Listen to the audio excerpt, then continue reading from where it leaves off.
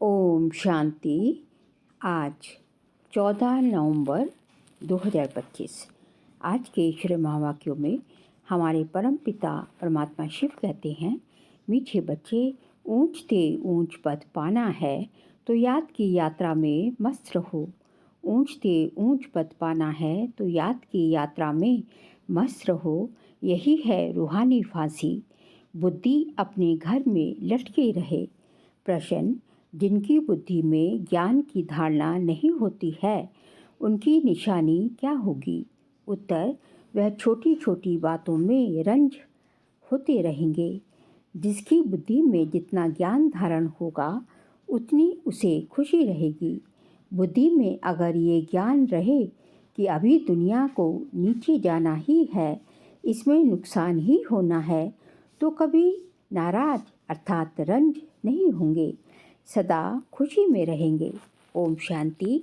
मीठे मीठे रूहानी बच्चों प्रति रूहानी बाप बैठ समझाते हैं। बच्चे समझते हैं ऊंचते ऊंच भगवान कहा जाता है। आत्मा का बुद्धि योग घर की तरफ जाना चाहिए, परंतु ऐसा एक भी मनुष्य दुनिया में नहीं है जिसको ये बुद्धि में आता हो। सन्यासी लोग भी ब्रह्म को घर नहीं समझते। वह तो कहते हम ब्रह्म में लीन हो जाएंगे, तो घर थोड़ी ही हुआ, घर में ठहरना होता है। तुम बच्चों की बुद्धि वही रहनी चाहिए जैसे कोई फांसी पर चढ़ता है। तुम अब रूहानी फांसी पे चढ़े हुए हो। अंदर में है हमको ऊंचते ऊंच पा पाकर ऊंचते ऊंच घर ले चलते हैं। अब हमको घर जाना है। ऊंचते ऊंच बाबा हमको फिर ऊंचते ऊंच पद प्राप्त कराते हैं।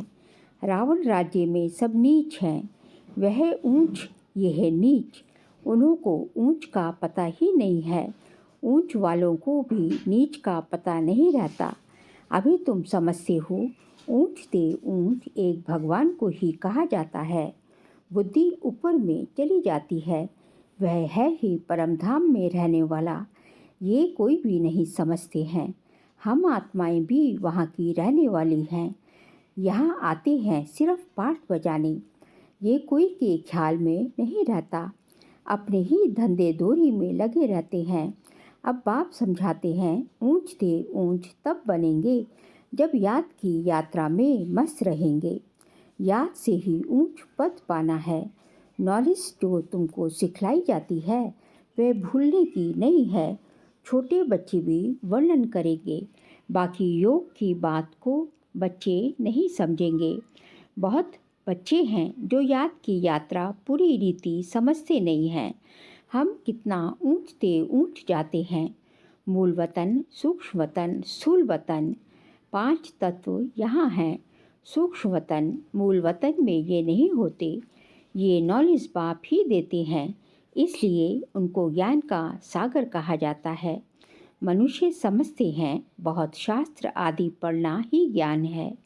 कितना पैसा कमाते हैं, शास्त्र पढ़ने वालों को कितना मान मिलता है, परंतु अब तुम समझते हो इसमें कोई ऊंचाई तो है नहीं। ऊंचते ऊंच, अब तुम ऊंचते ऊंच तो है ही एक भगवान। उनके द्वारा हम ऊंचते ऊंच स्वर्ग में राज्य करने वाले बनते हैं। स्वर्ग क्या है, नर्क क्या है, 84 का चक्र कैसे फिरता है, ये सिवाय तुम्हारे इस सृष्टि में कोई भी नहीं जानते हैं। कह देते हैं ये सब कल्पना है। ऐसे के लिए समझना है ये हमारे कुल का नहीं है। दिल शिकस्त नहीं होना चाहिए। समझा जाता है इनका पाठ नहीं है तो कुछ भी समझ नहीं सकेंगे। अभी तुम बच्चों का सिर बहुत ऊंच है। जब तुम ऊंच दुनिया में होंगे तो नीच दुनिया को नहीं जानेंगे। नीच दुनिया वाले फिर ऊंच दुनिया को नहीं जानते। उनको कहा ही जाता है स्वर्ग। विलायत वाले भल स्वर्ग में जाते नहीं हैं, फिर भी नाम तो लेते हैं हेवन पैराडाइज था। मुसलमान लोग भी बहिश्त कहते हैं, परंतु ये उनको पता नहीं है कि वहाँ कैसे जाना होता है। अभी तुमको कितनी समझ मिलती है। ऊंचते ऊंच बाप कितनी नॉलेज देते हैं। ये ड्रामा कैसा वंडरफुल बना हुआ है। जो ड्रामा के राज को नहीं जानते वह कल्पना कह देते हैं। तुम बच्चे जानती हो ये तो है ही पतित दुनिया, इसलिए चिल्लाते हैं, हे पतित पावन, आकर हमको पावन बनाओ। बाप कहते हैं, हर 5,000 वर्ष बाद हिस्ट्री रिपीट होती है। पुरानी दुनिया सो नहीं बनती है, इसलिए मुझे आना पड़ता है। कल्प कल्प आकर तुम बच्चों को ऊंचते ऊंच बनाता हूँ। पावन को ऊंच और पतित को नीच कहा जाता है। यही दुनिया नई पावन थी, अभी तो पतित है। ये बातें तुम्हारे में भी नंबरवार है। जो समझते हैं, जिनकी बुद्धि में ये बातें रहती हैं, वह सदा खुश रहते हैं। बुद्धि में नहीं है तो कोई ने कुछ कहा, कुछ नुकसान हुआ तो रंज हो जाते हैं। बाबा कहते हैं, अब इस नीच दुनिया का अंत आना है। ये है पुरानी दुनिया। मनुष्य कितना नीच बन जाते हैं, परंतु ये कोई समझते थोड़ी ही है कि हम नीच हैं। भक्त लोग हमेशा सिर झुकाते हैं। नीच के आगे सिर झुकाना थोड़ी ही होता है, पवित्र के आगे सिर झुकाना होता है। सतयुग में कभी ऐसा नहीं होता, भक्त लोग ही ऐसा करते हैं। बाप तो ऐसा नहीं कहते, सिर झुका कर चलो। नहीं, ये तो पढ़ाई है। गॉड फादरली यूनिवर्सिटी में तुम पढ़ रहे हो तो कितना नशा रहना चाहिए। ऐसे नहीं सिर्फ यूनिवर्सिटी में नशा रहे, घर में उतर जाए, घर में नशा रहना चाहिए। यहाँ तो तुम बच्चे जानते हो, शिव बाबा हमको पढ़ाते हैं। ये तो कहते हैं कि मैं थोड़े ही ज्ञान का सागर हूँ। ये बाबा भी ज्ञान का सागर नहीं है। सागर से नदी निकलती है। सागर तो एक है, ब्रह्मपुत्रा सबसे बड़ी नदी है। बहुत बड़े स्टीमर्स आते हैं। नदियाँ तो बाहर भी बहुत हैं। पतित पावनी गंगा ये सिर्फ यहाँ ही कहते हैं, बाहर में कोई भी नदी को ऐसे नहीं कहेंगे। पतित पावनी नदी है, फिर तो गुरु की कोई दरकार नहीं। नदियों में तालाब में कितना भटकते हैं। कहाँ से तालाब ऐसे गंदे होते हैं, कहाँ तो तालाब ऐसे गंदे होते हैं, बात मत पूछो। उसकी मिट्टी उठाकर रगड़ते रहते हैं। अब बुद्धि में आया है ये सब नीचे उतरने के रास्ते हैं। वो लोग कितना प्रेम से जाते हैं। अब तुम समझते हो कि इस ड्रामा, इस ज्ञान से हमारी आंखें ही खुल गई। तुम्हारी ज्ञान की तीसरी आंख खुली है।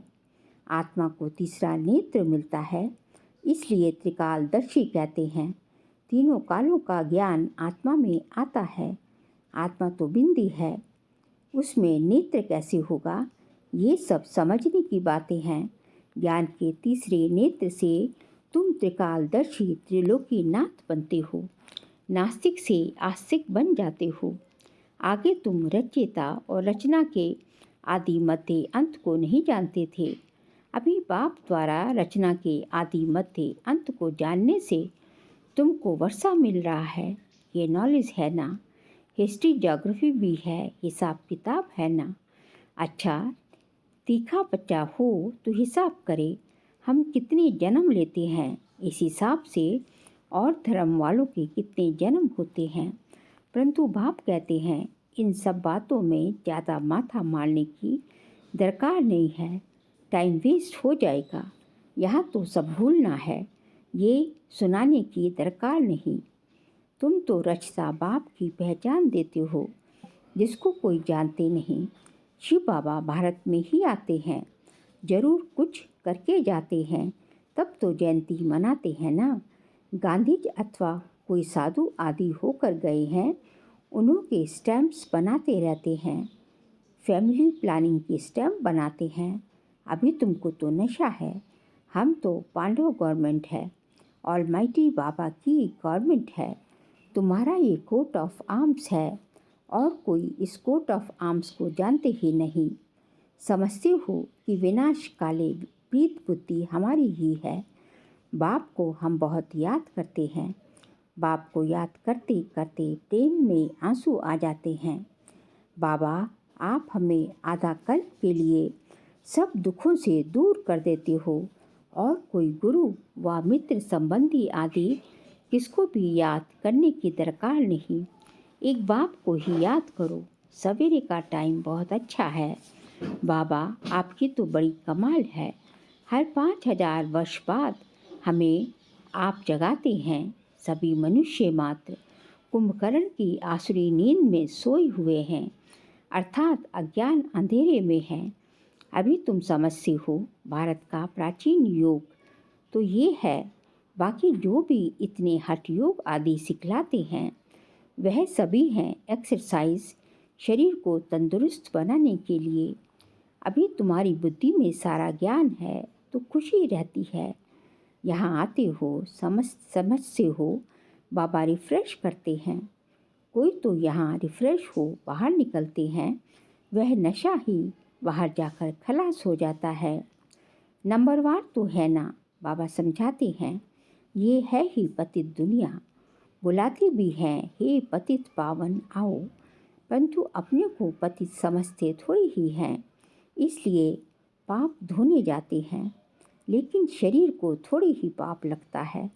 बाप तो आकर तुम्हें पावन बनाते हैं और कहते हैं मामे कम याद करो तो तुम्हारे विकर्म विनाश होंगे। ये ज्ञान अभी तुमको मिलता है। भारत स्वर्ग था, अभी नर्क है। तुम बच्चे तो अभी संगम पर हो।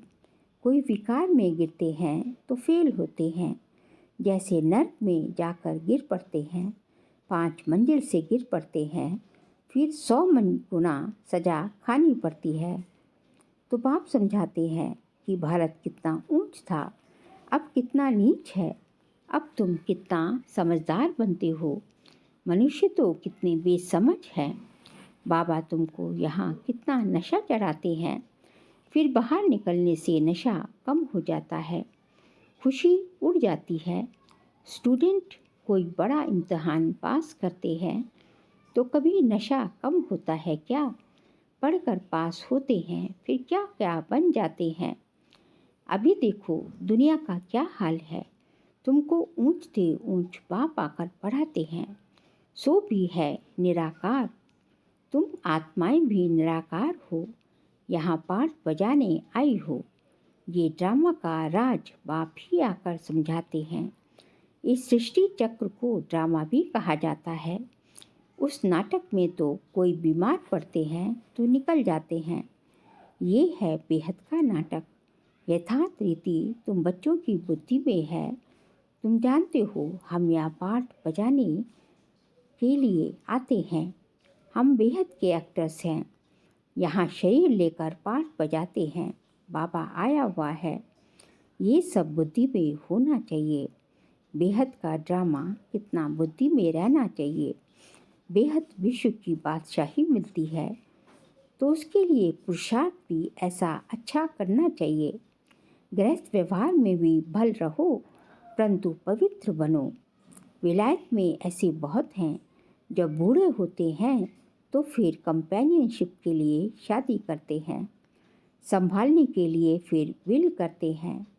कुछ उनको, कुछ चैरिटी को विकार की बात नहीं रहती है। आशिक माशुक भी विकार के लिए फिदा नहीं होते हैं। जिस्म का सिर्फ प्यार रहता है। तुम हो रूहानी आशिक, एक माशुक को याद करते हो। सब आशिकों का एक माशुक है, सभी एक को ही याद करते हैं। वह कितना शोभनीक है। आत्मा गोरी है ना, वह है एवर गोरा। तुम तो सांवरे बन गए हो, तुमको वह सांवरे से गोरा बनाते हैं। ये तुम जानते हो कि बाप हमें गोरा बनाते हैं। यहाँ बहुत हैं जो पता नहीं किस किस ख्यालात में बैठे रहते हैं। स्कूल में ऐसे होता है, बैठे बैठे कहाँ बुद्धि बाइस्कोप तरफ, दोस्तों तरफ चली जाती है। सत्संग में भी ऐसे होता है, यहाँ भी ऐसे है। बुद्धि में नहीं बैठता तो नशा ही नहीं रह चढ़ता, धारणा ही नहीं होती जो औरों को कराए। बहुत बच्चियाँ आती हैं जिनकी दिल होती है सर्विस में कहाँ लग जाएं, परंतु छोटे छोटे बच्चे हैं। बाबा कहते हैं बच्चों को संभालने के लिए कोई माई को रख दो, ये तो बहुतों का कल्याण करेगी। होशियार हैं तो क्यों नहीं रूहानी सर्विस में लग जाएं। 5-6 बच्चों को संभालने के लिए कोई माई को रख दो। इन माताओं की अब बारी है ना, नशा बहुत रहना चाहिए। आगे होगा, पुरुष देखेंगे कि हमारी स्त्री ने तो सन्यासियों को भी जीत लिया है। ये माताएं लौकिक पारलौकिक का नाम बाला करके दिखाएंगी। अच्छा, मीठे मीठे सिकिल दे बच्चों प्रति माता पिता बाप दादा का याद प्यार और गुड मॉर्निंग। रूहानी बाप की रूहानी बच्चों को नमस्ते। हम रूहानी बच्चों की रूहानी बाप दादा को नमस्ते नमस्ते, गुड मॉर्निंग। शुक्रिया बाबा, शुक्रिया। सार के लिए पॉइंट्स है। तुम्हें बुद्धि से सब कुछ भूलना है। जिन बातों में टाइम वेस्ट होता है वह सुनाने की दरकार नहीं है। सेकंड पॉइंट, पढ़ाई के समय बुद्धि योग एक बाप से लगा रहे। कहाँ भी बुद्धि भटकनी नहीं चाहिए। निराकार बाप हमें पढ़ा रहे हैं, इसी नशे में रहना है। आज का बाबा का वरदान है, अपनी महानता और महिमा को जानने वाले सर्व आत्माओं में श्रेष्ठ विश्व द्वारा पूजनीय भव। अपनी महानता और महिमा को जानने वाले सर्व आत्माओं में श्रेष्ठ विश्व द्वारा पूजनीय भव। हर एक ब्राह्मण बच्चा वर्तमान समय विश्व की सर्व आत्माओं में श्रेष्ठ है और भविष्य में विश्व द्वारा पूजनीय है। नंबरवार होते हुए भी लास्ट नंबर का मनका भी विश्व के आगे महान है। आज तक भक्त आत्माएं लास्ट नंबर के मणके को भी आंखों पर रखती हैं, क्योंकि सभी बच्चे बाप दादा के नैनों के तारे हैं, नूरे रत्न हैं। जिसने एक बार भी मन से सच्चे दिल से अपने को बाप का सच्चा बच्चा निश्चय कर लिया, डायरेक्ट बाप का बच्चा बना, उसे महान व पूजनीय बनने की लॉटरी व वरदान मिल ही जाता है। स्लोगन है, स्थिति सदा खजानों से संपन्न और संतुष्ट रहे तो परिस्थितियाँ बदल जाएंगी। स्थिति सदा खजानों से संपन्न और संतुष्ट रहे तो परिस्थितियाँ बदल जाएंगी। बाबा कहते हैं, परिस्थितियाँ तो हमारी स्थिति के ऊपर डिपेंड करती है। परिस्थिति तो परिस्थिति है, बाहर से आई, और हमारी स्थिति तो हमारी खुद की स्थिति है। तो यदि हमारी स्थिति जो है सब हमेशा जो है अचल अडोल है, सर्व खजानों से संपन्न है, संतुष्टता है, सब गुण खजाने शक्तियाँ से भरपूर है, तो परिस्थितियाँ तो जो है बदलनी ही है। परिस्थितियाँ जो है ऐसे नहीं हो सकता कि परिस्थितियाँ बदले नहीं। परिस्थितियाँ को बदलना ही पड़ेगा हमारी स्थिति के आगे। इसलिए ज़रूरत होती है अपनी स्थिति को संपन्न बनाने की। फिर नवंबर मास का व्यक्त इशारे का सब्जेक्ट है, अशरीरी व विदेही स्थिति का प्रयोग बढ़ाओ। आजकल बाप दादा, आज का पॉइंट है, बाप दादा अचानक डायरेक्शन दे कि शरीर रूपी घर को छोड़ दे, अभिमान की स्थिति को छोड़ देही अभिमानी बन जाओ। इस दुनिया से परे अपने स्वीट होम में चले जाओ तो जा सकते हो। युद्ध स्थल में युद्ध करते करते समय तो नहीं बिता देंगे। अशरीरी बनने में अगर युद्ध करने में ही समय लग गया तो अंतिम पेपर में मार्क्स व डिवीज़न कौन सा आएगा। इसलिए जो है हमें जो है अशरीरी विदेही स्थिति का बहुत बहुत अभ्यास बढ़ाना है। अच्छा, ओम शांति।